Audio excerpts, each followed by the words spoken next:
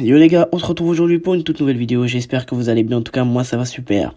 Donc les gars, je tenais tout d'abord à m'excuser pour mon absence sur YouTube, c'est vrai que j'ai été un peu occupé ces 2 dernières semaines. Mais bon, je vais essayer de d'être resté actif, de chercher d'autres concepts qui seraient vraiment intéressants pour vous. Aujourd'hui les gars, voilà, j'ai décidé de faire une petite vidéo actualité mercato, parce que c'est vrai que j'ai été un petit peu inactif sur YouTube, mais j'ai suivi ce qui s'est passé sur le monde du football. Je suis en train de suivre bien évidemment le feuilleton Mbappé dont tout le monde parle. Je vais aussi un petit peu débriefer le match du Barça cette nuit que j'ai regardé. Il y a des choses qui m'ont plu et des choses qui m'ont beaucoup moins plu. Mais on va parler de tout ça. En attendant les gars, n'hésitez pas à vous abonner, à liker, à partager, ça me ferait super plaisir. Voilà les gars, je voulais d'abord donc parler du match amical, débriefer un petit peu le match amical du Barça de cette nuit. Les gars, Oriol Romeu les gars, Oriol Romeu, ouais, c'était prévisible. Le nouveau chef-d'œuvre de Laporta et Xavi, Voilà, Oriol Romeu, après le nouveau chef-d'œuvre après Ferran Torres, En parlant de Ferran Torres, il a marqué un but cette nuit, je vous le dis, il sera titulaire pendant les 5 prochains matchs, que vous le veuillez ou non. Les gars, Oriol Romeu, il est nul, voilà les gars, c'est ce que j'ai envie de vous dire, Il a la tête à Zidane, mais le talent à Mitroglou. Voilà les gars, t'es au Barça, tu réussis 6 passes en une mi-temps, qu'est-ce que tu veux de plus? Et dire qu'il y en a, ils disent oui, c'est le nouveau Busquets, il faut lui laisser du temps, c'est le nouveau Busquets, voilà, il va pouvoir remplacer Busquets pendant une saison. Il y en a, ils ont dit ça, il va pouvoir remplacer Busquets pendant une saison. Les gars, s'il vous plaît, revenez à la réalité. Quand ton ambition c'est de remporter la Ligue des Champions depuis 8 ans, tu peux pas te permettre de jouer avec Romeu. Romeu, ça doit être un joker, et encore un joker, ça lui va pas. Réserviste, ça lui va, les gars. Vous allez dire, je suis méchant avec lui pour son premier match, mais les gars, à un moment donné, faut te prendre en main. S'il passe en une mi-temps, tu joues au Barça ou tu joues où? C'est abusé, les gars. C'est abusé. Nouveau chef-d'œuvre de Laporta et Xavi. Je sais pas, ils ont vu sa tête, ils ont dit, bon, lui, il a la tête à Zidane, il a peut-être du talent. Mais non, il est nul, il est pourri. Voilà les gars, désolé, mais les gars, Oriol Romeu, les gars, permettez-moi de l'appeler Oriol Romeu. Voilà, à chaque fois qu'on va parler de lui, il sera Oriol Romeu. Voilà, parce que je pourrais jamais m'y faire, les gars. Quand j'ai vu son match, vous voyez le match, c'était cette nuit, j'ai redormi après, j'ai fait un cauchemar. Mon cauchemar, c'était un but conséquent d'Oriol Romeu à la 119e minute. La 8e de retour de Ligue des Champions qui élimine le Barça. Voilà mon cauchemar, les gars. Bon, en parlant de Mikel Arteta et d'Arsenal, bon, eux, ils te mettent l'équipe type pour un match de pré-saison, On voit bien que ça fait des années qu'ils n'ont pas joué la Ligue des Champions, Oh, c'est un match de pré-saison. Et les mecs, Arsenal a carrément essayé de perdre du temps sur les 6 mètres, sur les touches. Oh, c'est un match de pré-saison. C'est justement le match où tu peux ne pas perdre de temps. C'est un match sans pression. C'est un match détendu, amical. Oh les mecs, les gars, s'il vous plaît. Et pour tout vous dire sur le fait qu'Arsenal ait quand même aligné son équipe type et mis énormément d'intensité, c'est même Xavi qui l'a dit. Il l'a clairement dit à Arteta. Il lui a dit, j'ai dit à Arteta, est-ce que c'est du football ou un match amical? J'ai dit à Mikel Arteta à la fin du match que cela signifiait un match de Ligue des Champions. Il lui a également dit, c'est parce que l'intensité qu'ils mettent n'était pas normale. C'est Xavi qui a dit ça. Il a dit, c'est parce que l'intensité qu'ils mettent n'était pas normale dans un amical, mais je comprends tout le monde. Je comprends que tout le monde veuille gagner.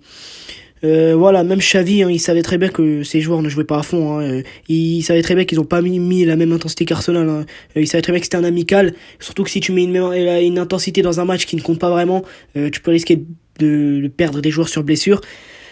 Bon, on espère que c'est le seul match qu'ils gagneront contre nous. Si on les affronte en Ligue des Champions, ce sera complètement différent. De toute façon, je sais, ce sera complètement différent. Quand je voyais les passes que ratait Araujo quelquefois, Araujo en général, il ratait pas ces passes-là. Quand je voyais ce qu'il ratait, je me dis que voilà, je savais très bien, et Xavi le sait également, que ces joueurs n'ont pas joué à fond, que le Barça n'a pas joué à fond.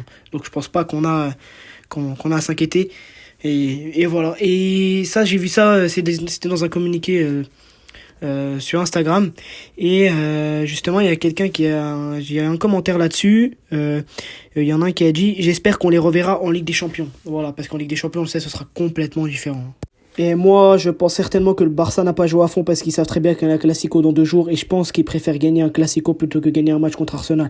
Sachant qu'un Classico, c'est plus regardé, et en plus de ça, c'est un plus grand match, c'est plus important pour le club, et un Classico, ça se joue pas, ça se gagne. Donc je pense qu'ils ont largement voulu se préserver pour le Classico. Et sachant, quand je vois que Baldé, qui n'a pas joué à fond, qui a mis Bukayo Saka dans sa poche, ça m'inquiète pas énormément. C'est normal, ils nous ont battu 5-3. Il y avait Oriol Romeu et Marcos Alonso, fautif sur 2 buts. Fautif sur 2 buts, les gars. 2 buts, je vous jure. Oriol Romeu, je sais pas d'où il sort celui-là. Je sais pas d'où il sort. Mais à mon avis, les gars, on va en entendre parler pendant pas mal de temps. Et je vous dis, les gars, on va bien en rigoler. Hein. Ah, je vous dis, les gars, sur cette chaîne, on va bien en rigoler de lui. Hein. Oh là là, sans vouloir lui manquer de respect. Mais lui, il nous a manqué de respect cette nuit en réalisant 6 passes en une mi-temps, les gars. En réussissant 6 passes en une mi-temps. Voilà, les gars, que dire, hein, que dire. Chef-d'œuvre de Xavi et Laporta 2.0. Après, Ferran qui, attention, il a été buteur cette nuit. Hein. Donc logiquement, il sera titulaire pendant les 5 prochains matchs. Facile, je vous le dis les gars, je vous le dis.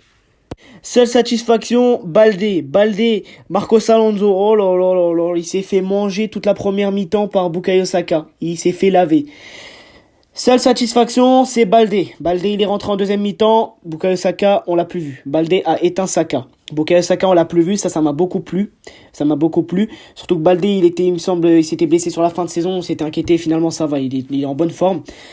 Abdé, il a fait un match énorme. Il est notamment décisif sur le premier but du Barça. Superbe ce qu'a fait Abdé. J'ai fortement apprécié. Qui d'autre encore? J'avais également apprécié le match d'Ansu Fati. Il a plutôt fait une bonne entrée. Hein. Il a essayé de prendre des initiatives. Ça m'a beaucoup plu.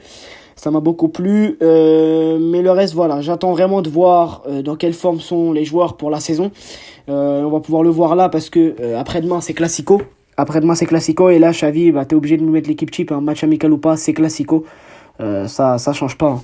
Ça change pas. Sinon, on va parler de Rafinha. Rafinha, il a fait un superbe match. Rafinha, il a fait un bon match. Il a inscrit un coup franc, certes détourné, mais il a inscrit un coup franc, Rafinha. J'attends vraiment de voir parce que je sais pas pourquoi je sens que ça va être une bonne saison pour lui. En tout cas, je l'espère. Je sens que ça peut être une saison. Il peut potentiellement exploser un peu plus que la saison dernière. Il a fait une bonne saison pour moi l'année dernière. Pour moi, l'année dernière, il a fait une excellente saison. Excellente, c'est un gros mot, mais bon. Il a fait une très très belle saison, 10 buts, il me semble 12 passes D pour une première saison au Barça. C'est plutôt intéressant. Donc les gars, je voulais d'abord parler du potentiel transfert dont on s'y attendait pas vraiment. C'est le potentiel transfert de Marco Verratti. Alors Marco Verratti, vous savez, il est, je pense que la destination la plus probable s'il part, bien évidemment, ce sera l'Arabie Saoudite. Il y a de nombreux joueurs qui vont là-bas. Des grands noms quand même, hein, c'est pas n'importe qui. Mais voilà, Marco Verratti, apparemment, il aurait accepté une offre d'Al Hilal. Il se serait mis d'accord avec Al Hilal. Il manquerait plus qu'au PSG d'accepter l'offre d'Al Hilal qui est d'environ 30 millions. Mais c'est pas prêt d'aboutir car Paris en réclame minimum 70 et moi je me dis que Al Hilal va pouvoir les mettre, parce que pour eux 40 millions je pense pas que ce soit grand chose et je pense qu'ils ont ils savent que Verratti c'est entre guillemets une star en Europe et ils veulent je pense qu'ils peuvent très bien se permettre de rajouter 40 millions pour essayer de l'arracher Verratti au Paris Saint-Germain. Mais les gars, il y a une petite question que je me pose là en rigolant quand j'ai vu ça la première fois. Surtout que ça a été évoqué, en fait, quand j'ai vu ça la première fois, dans un communiqué, pas n'importe qui, Fabrizio Romano. Ah là, il y a un petit sourire qui m'est venu, hein. Je me dis, ah là là, Paris, ça va devenir très très compliqué, hein. S'ils perdent Verratti, s'ils perdent Mbappé, l'attaque et le milieu de terrain, aïe aïe aïe, c'est vrai que tu peux gagner je pense quand même qu'ils peuvent gagner la Ligue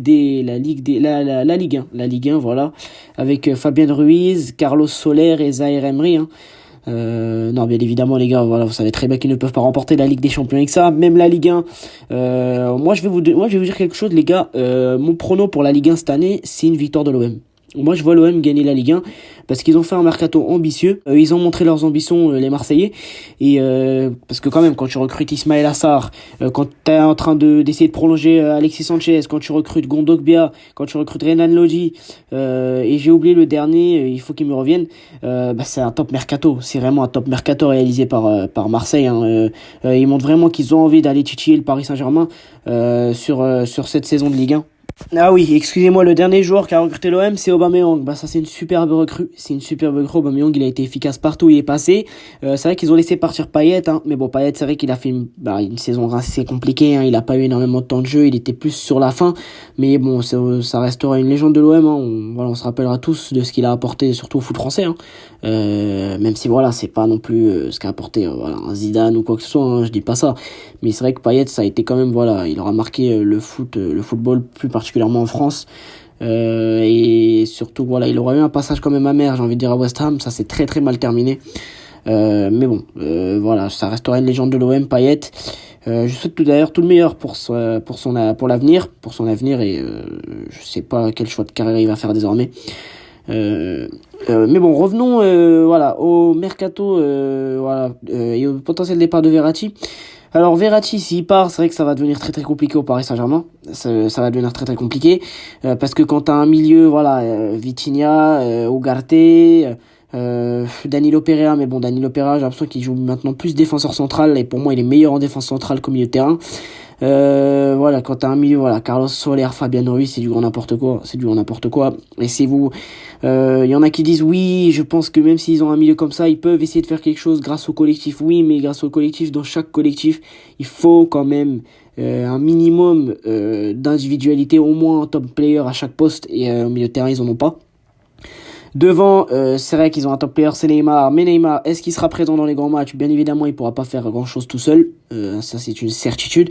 Surtout si Kylian Mbappé part. Et en parlant du feuilleton, ça va pouvoir faire une transition sur le feuilleton Mbappé. Bon, le feuilleton Mbappé, qu'est-ce que j'en pense? Selon moi, Paris a des difficultés avec le feuilleton Mbappé parce que je vais vous dire pourquoi. Parce que le Paris Saint-Germain a été habitué à attirer ses joueurs grâce à l'argent. Et pour moi, le Paris Saint-Germain a toujours eu qu'un seul moyen d'attirer les joueurs, c'est grâce à l'argent. Sauf qu'il se retrouve pour la première fois dans une situation délicate avec un joueur qui ne se retrouve pas intéressé par l'argent et ils ne savent pas utiliser quel autre moyen pour le convaincre. C'est aussi simple que ça. Paris n'a jamais trouvé d'autre moyen que de convaincre ses joueurs par l'argent. Et là, ils se retrouvent dans une impasse car il y a pour la première fois face à eux un joueur qui visiblement ne semble pas intéressé par l'argent et qui semble intéressé par le sportif. Sauf que Paris, leur projet sportif, il est en pause, on a l'impression depuis des années. Ils nous disent qu'ils veulent remporter la Ligue des Champions. Mais bon, chaque année, c'est plus compliqué que la précédente. Donc j'attends de voir. Et pour moi, c'est pour ça que le PSG n'arrive pas à gérer le feuilleton Mbappé. Et j'ai envie de dire que l'année dernière, en prolongeant Kylian Mbappé, ils se sont un peu tiré une balle dans le pied. Parce que le contrat qu'ils ont donné à Mbappé, c'est énormément de liberté. J'ai l'impression qu'il fait ce qu'il veut au club. Honnêtement, il a un petit peu pris la grosse tête. Pour moi, c'est comme ça que je le vois. On sait que Kylian, c'est un grand joueur, c'est le meilleur joueur du monde pour moi, Mbappé. Et quand je vois ce qui se passe avec lui, c'est vrai que c'est assez compliqué. Mais pour moi, le PSG s'est tiré une balle dans le pied l'année dernière en lui donnant un contrat comme celui-ci, en lui donnant un salaire comme ça, en lui donnant cette fameuse année en option. Ça a été du grand n'importe quoi. Ils auraient dû vraiment prendre leur temps. Je pense qu'ils se sont précipités l'année dernière pour absolument le prolonger. Et voilà pourquoi pour moi le PSG n'arrive pas à gérer le feuilleton Mbappé. On sait tous qu'Mbappé va finir au Real Madrid. Voilà, pour moi c'est clair et net. Moi je sens qu'il y aura une offre du Real Madrid le 31 août à 150 millions et que le PSG sera dans l'obligation de l'accepter et qu'Mbappé l'acceptera parce que lui ce qu'il veut c'est de partir au Real Madrid. On le sait tous. Et pour moi c'est comme ça que ça finira, pas autrement. Voilà les gars, j'espère que cette petite vidéo vous plaira. Je vais sortir une vidéo les gars très très prochainement pour ce que j'attends du Barça durant la saison 2023-2024. C'est une vidéo qui sortira, donc restez branchés. N'hésitez pas à vous abonner, à liker, à partager et à commenter. On se retrouve pour une toute prochaine vidéo. Ciao, vive le foot et visca Barça, sans Oriol Roméo bien sûr.